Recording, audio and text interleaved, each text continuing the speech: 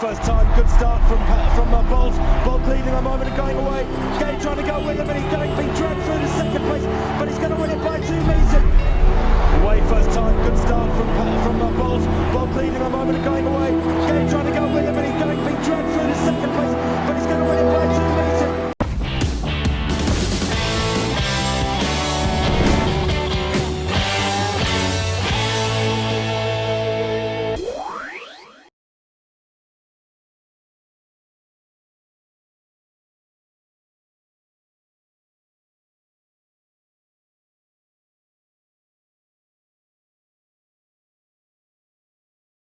Hadithi za kukataliwa na kutengwa na jamii ziliwahi kukufika?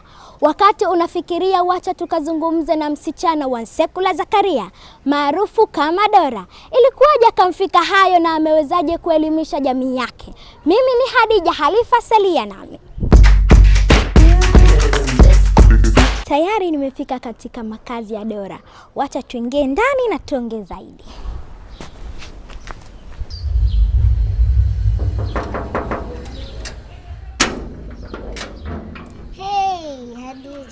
Mambo. Dora, mambo. Nimefurahi kukuona. Nimefurahi pia.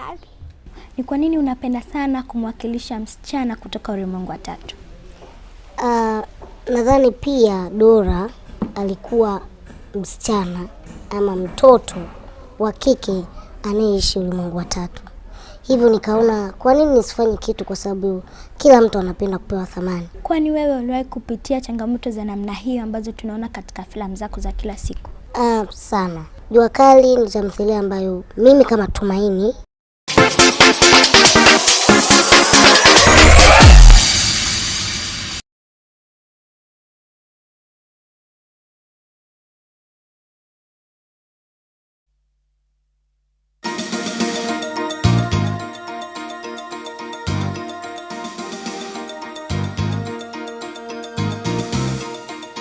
Tonight, President Samia Suluhu Hassan completes her 2-day state visit in Kenya by emphasizing the trip has opened many opportunities for both countries.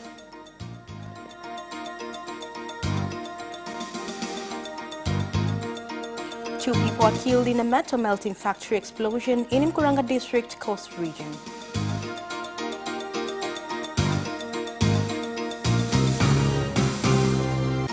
And in sports, Yanga Sports Club head coach Narsadin Nabi says he is satisfied with the performance of the team's players ahead of the Kariakoo Derby against Simba Sports Club.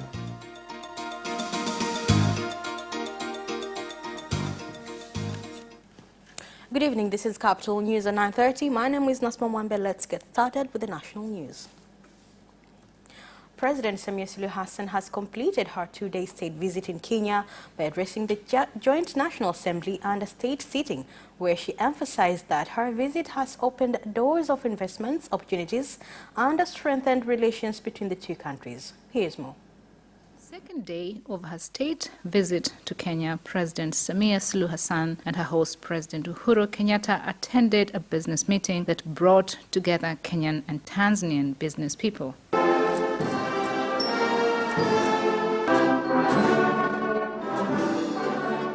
Various business stakeholders raised various challenges they deal with in their efforts to invest in the two countries, with entrepreneur Rostam Abdul Rasul Aziz stating that the Kenyan government makes it difficult for Tanzanians to invest in Kenya. Kenyans to come to Tanzania to invest. See Tanzanian companies in Kenya. Addressing the meeting, President Kenyatta announced that Tanzanians with work permits will be free to work in Kenya. Wawekezaji wa Tanzania. Tanzanian investors must know that you have the freedom to bring and conduct your business here without a business visa or work permit, so that you work in Kenya like you do in Tanzania, as long as you follow rules and guidelines in place. President Samia Suluhu Hassan has also acknowledged that there has been trade tensions between Kenya and Tanzania, while also emphasizing that it is the responsibility of each government to set conducive trade relations so as to ease cooperation with other nations. Mna bahati kwamba nchi zetu mbili upande mmoja kuna uhuru. You are lucky that in both our countries, on one side there is freedom to do business, on the other side there is solution to remove trade restrictions. So it is up to you to fail. President Kenyatta also directed on finding a solution on the problem of congestion of vehicles at Holili border at Taveta area and gave 2 weeks to his Minister of Trade to ensure consignments of maize stopped at the border are released and allowed to enter into the market. Mawaziri ambao wanahusika.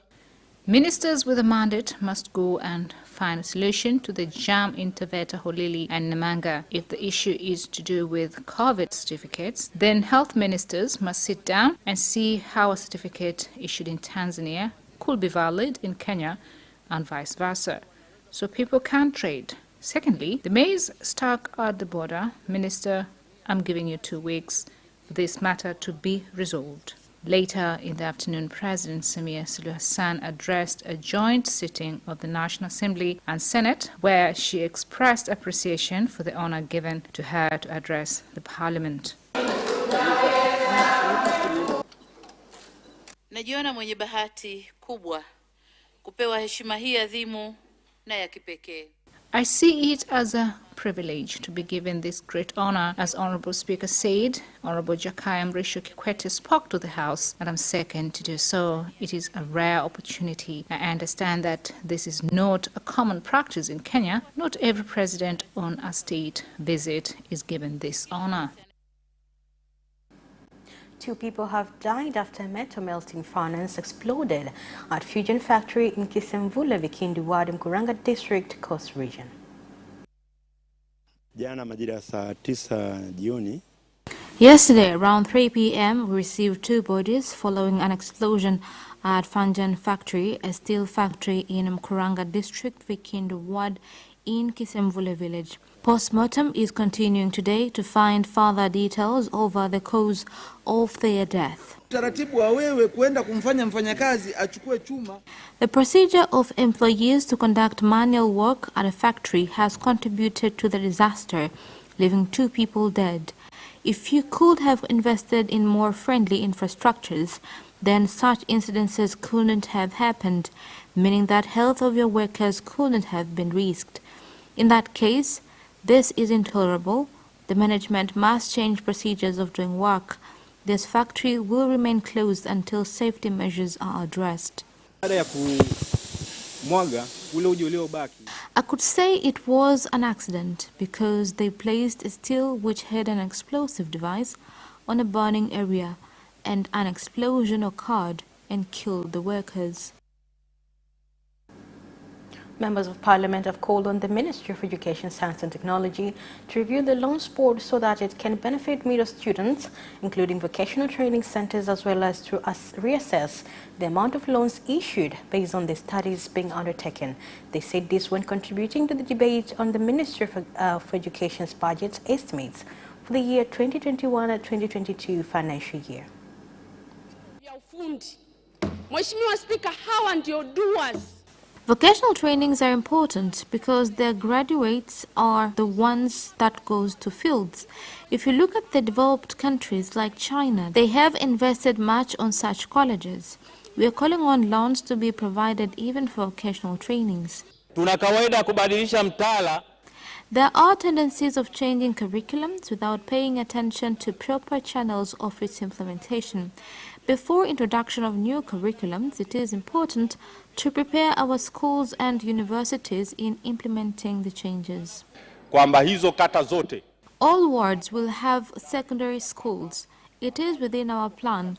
Currently, the government is planning to build 1,000 schools throughout the country in all the wards that they do not have secondary schools, including Bagala, Kilungule, and Kibandumaji, just to mention a few. Infrastructure to Magufuli Mbezi Luis bus terminal in Dar es Salaam has become a challenge to passengers wanting to transport due to the mud caused by the ongoing rains. Is it that leaders cannot see this problem? We are suffering. Mvua inaponyesha kubwa kunakuwa na sehemu maji yanatuama. Because the construction of the bridge is not complete, it has led to water pooling in this area. The first budget meeting of the 8th phase government of Zanzibar has begun today, with the second Vice President, Hamed Silwan Abdullah, tabling his office's budget, whereby, among other issues, he said that the government will continue to oversee the cloth business. During the meeting, the representative of Pandani from ACT Wazalendo, Professor Omar Faki Hamadi, was also sworn in. Zanzibar itaendelea kuwa mnunuzi pekee wa zao hilo.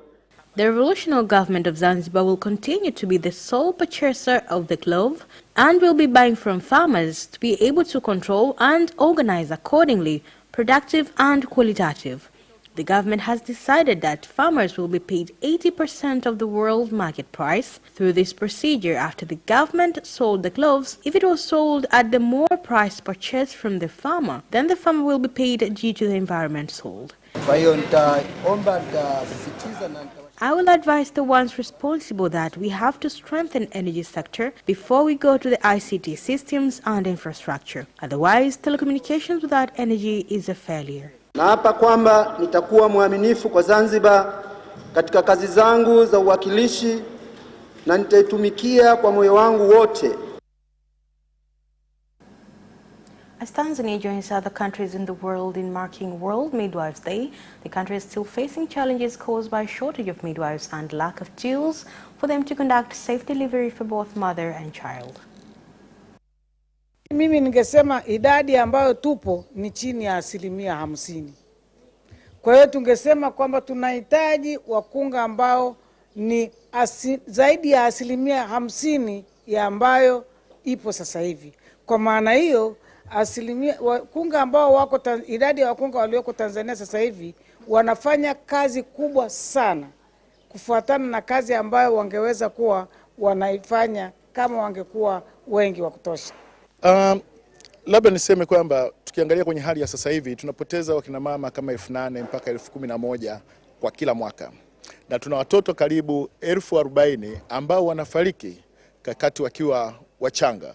Namba hii ni kubwa sana kwenye nchi kama ya kwetu ambayo karibu wakina mama milioni 2 wanajifungua kwa mwaka mmoja. The ambassador of Denmark to Tanzania, Administered, has said his country will continue to strengthen cooperation with Tanzania in various areas, and that will contribute to the growth of the economy. He made the statement in Dar es Salaam after the signing of an agreement whereby Denmark will grant 1.6 billion shillings to support civil society programs in the country. Civil society shares a common desire to actually achieve our global obligation to realize the sustainable development goals. We want to realize them for every person in Tanzania.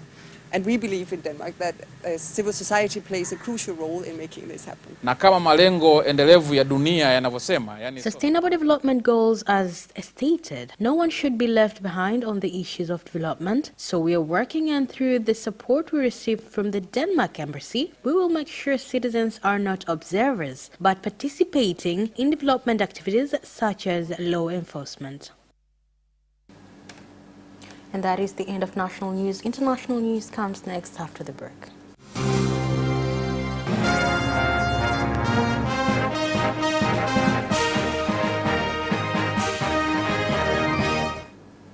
And in international news,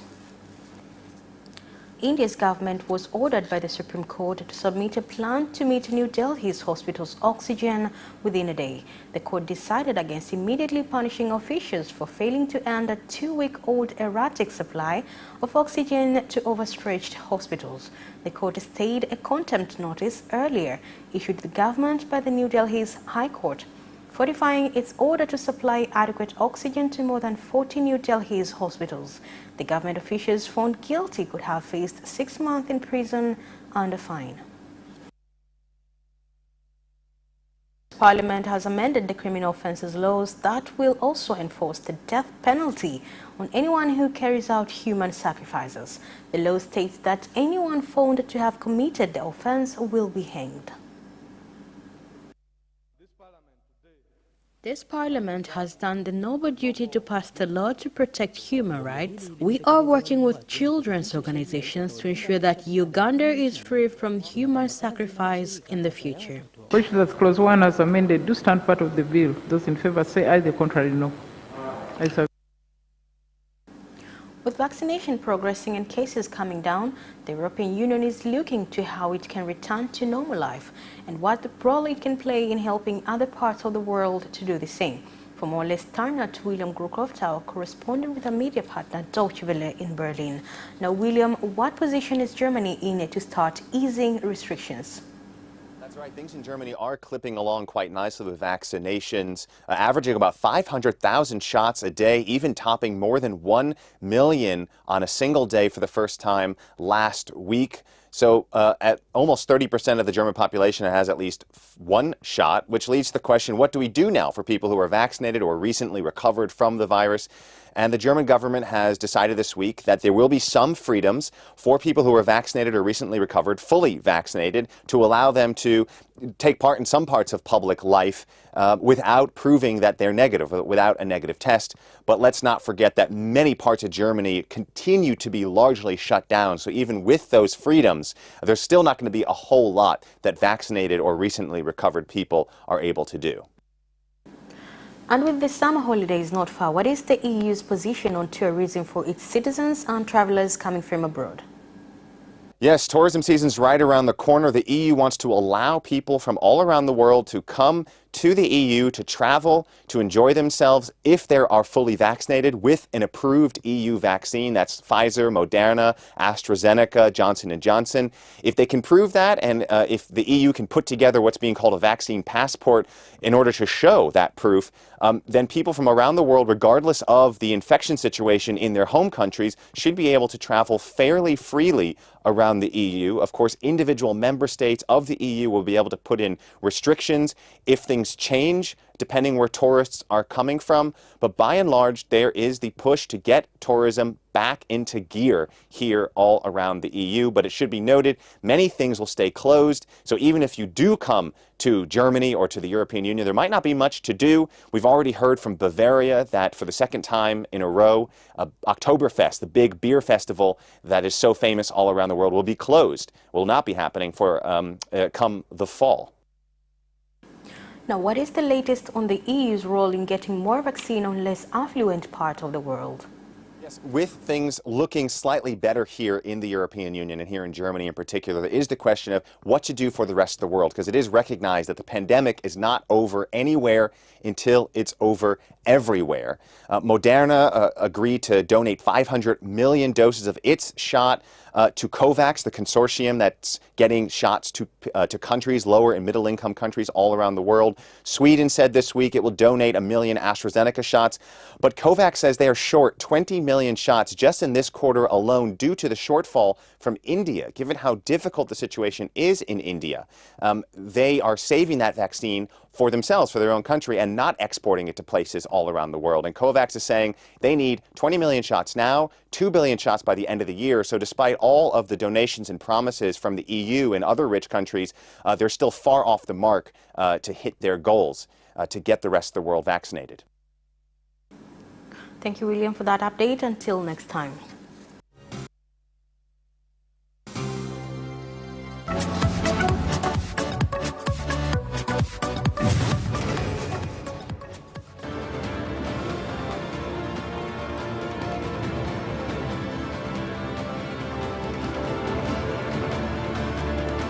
Watch Business Edition as we talk to business leaders and experts in sectors that are transforming Tanzania's economy. We believe that the driver is the customer. To change the mindset of traditional HR to the digitalization. Make sure that everybody can get some access to financial services. And once we understand the vision of our leaders, we then need to be behind them and help them in achieving that vision. Business have involved mercantile operations, trade guilds for shared agricultural production, infrastructure, construction, financial sectors, tourism, and mining. Business Edition on Friday at 8:15 p.m.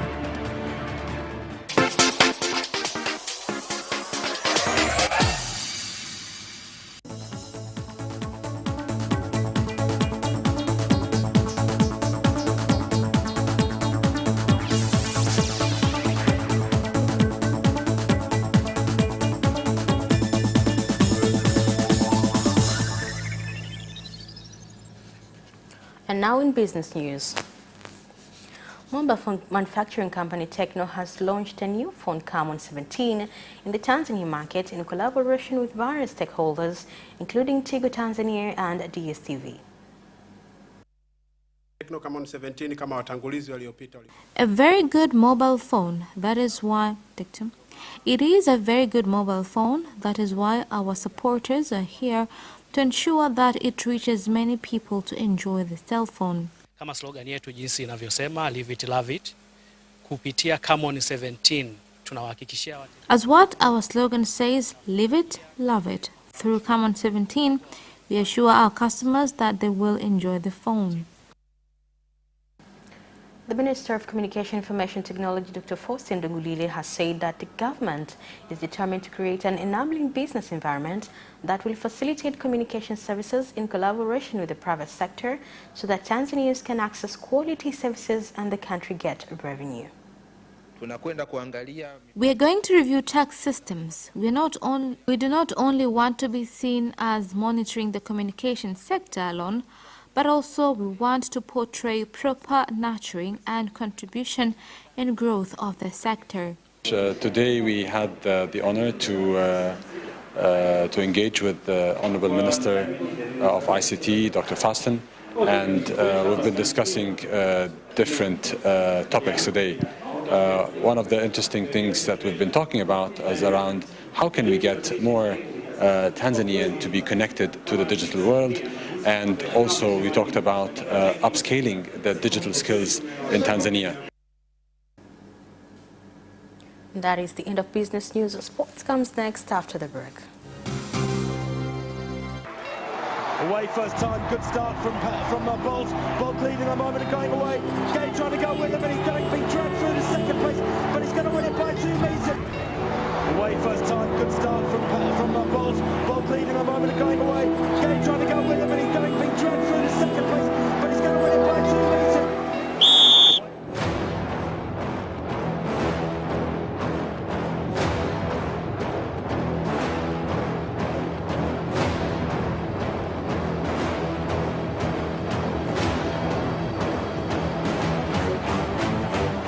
Opposition, Joaquinho, he did lose some length.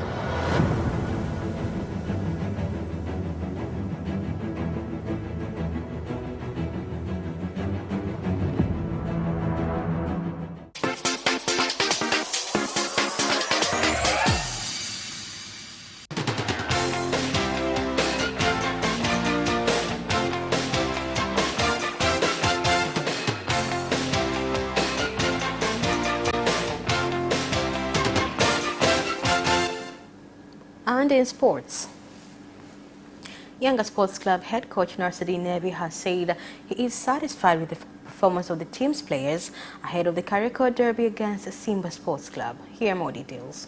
Face traditional rivals on May 8th, and Nabi, who has been in charge of 2 games, has stated he's impressed with the development of the players so far. I'm happy to see my players improving, and what made me happier is to see the players engage in high spirits, like players who really want to fight for Yanga, said Nabi. The Tunisian coach also said he was aware of Simba's quality, but he believes the Shield Cup game against Tanzania Prisons, which they won 1-0, gave them proper preparation for the derby. Simba Sports Club defender Joash Onyango has stated they are currently not thinking about their CAF Champions League match against Kaizer Chiefs, but are focused on the Mainland Premier League match against Yanga Sports Club. Here's more. The Wekundu of Msimbazi will host the Jangwani rivals in a top-of-the-table clash that will likely decide the destiny of the league title at the Benjamin Kappa Stadium on Saturday. However, the clash comes a few days after Simba were drawn to face Premier Soccer League giants Chiefs in the quarter-finals of the Champions League, with the first leg meeting set for South Africa on May 14th and the return leg planned for Dar es Salaam's Mkapa Stadium on May 21st.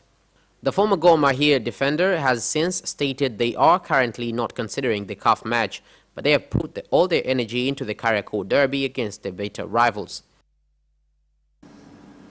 Pep Guardiola hailed Manchester City's historic achievement in reaching the club's first Champions League final after a superb 2-0 win over Paris Saint-Germain sealed an impressive 4-1 aggregate victory. Here is the report.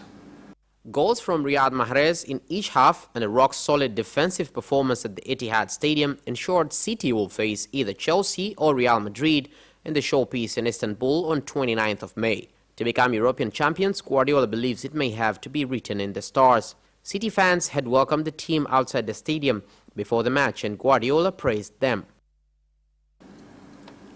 Chelsea will allow supporters' representative to sit in at a board meeting following an uproar that they accompanied with the club's presence in the abortive Super League. Hear more. Fans protested against their inclusion in the scheme, and they later joined their Premier League counterparts in swiftly withdrawing. The Super League and its subsequent collapse led to heightened calls for more participation in club decisions from the fan base, a request Chelsea appears to be addressing with this move. The club revealed in a statement released on Tuesday saying Chelsea Football Club announces that as from 1st of July, there will be supporter presence at the club's board meetings. And that sports item ends on News Bulletin for tonight. Thank you for watching and good night.